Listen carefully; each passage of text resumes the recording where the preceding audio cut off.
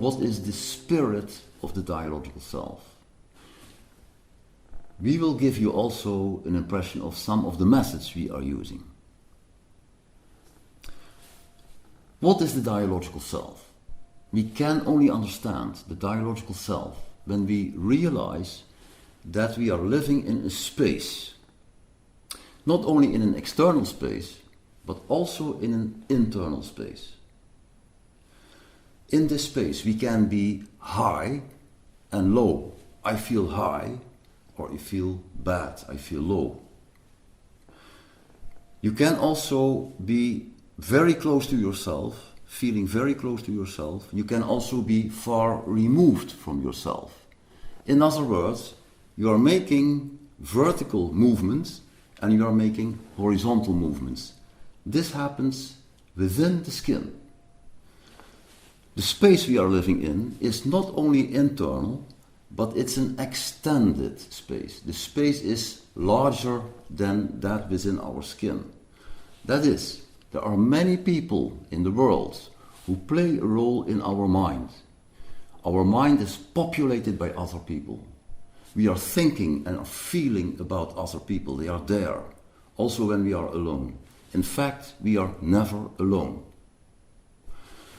Because there are so many people in our mind, you could say that we live in a society of mind. The self is a society, and it's at the same time part of a larger society. In this society of mind, there are two kinds of I positions, internal and external. Internal I positions are, for example, I as an optimist, I as a pessimist, I as ambitious, I as vulnerable, but it can also be I as a child of my parents, I as a father, I as taking care of my parents. External positions refer to the world, to the extended space. Can be my father, my mother, my teacher, an inspiring teacher, can be my brother, can even be my opponent or my enemy, because they are loaded with affect and existing in my mind.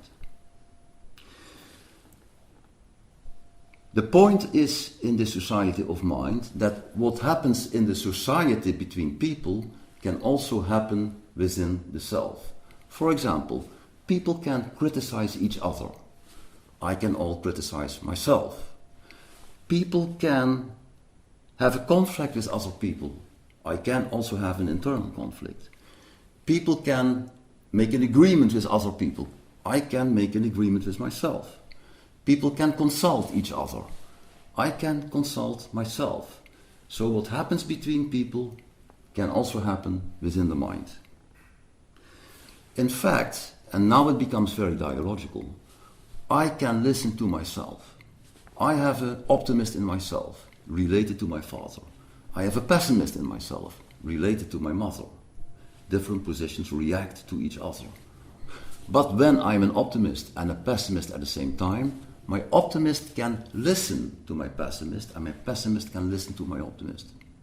This can be easily understood because all of us, we know that you can respond to a situation in an emotional way, but also in a reasonable way. There is a point that I have an impulse, I want to do something, but I say stop, just wait a little bit. My reason comes in, listens to the emotion listens to the reason, and in this dialogue, a particular decision can be taken.